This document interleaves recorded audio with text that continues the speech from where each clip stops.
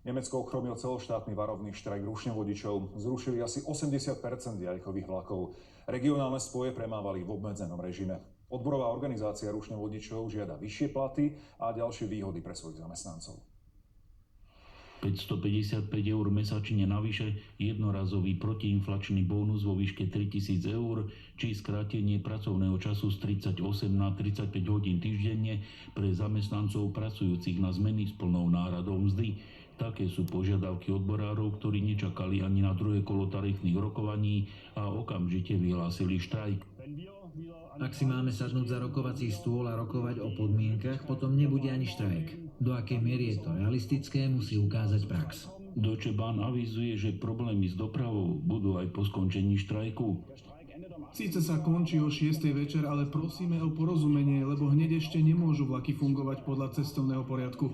Začnú jazdiť postupne. Zajtra je frekventovaný piatok a súpravy musia byť na svojich miestach. Ľudia na berlínskej hlavnej stanici neskrývali svoj hnev. Je to totálna hlúposť, stálo ma to veľa peňazí. Do Berlína som musela prísť už včera, lebo dnes by som sa sem vôbec nedostala. Stornovať sa to už nedalo a tak som prišla o 350 eur. Potrebe štrajkovať síce rozumiem, lebo chcú niečo dosiahnuť, ale mňa nahnevalo, že akciu oznámili veľmi neskoro, len predvčerom. Je im úplne jedno, čo bude s ľuďmi, a to ma hnevá. Napokon sme to my, cestujúci, ktorí spolufinancujeme železnice, keď cestujeme vlakom.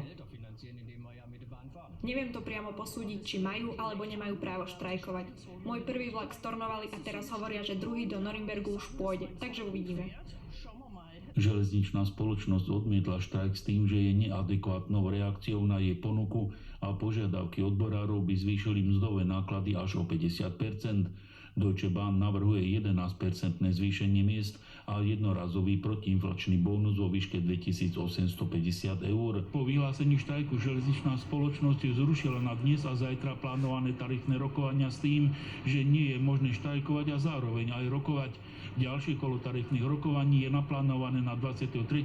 a 24. novembra. Z Berlína Tibor Macák, RTVS.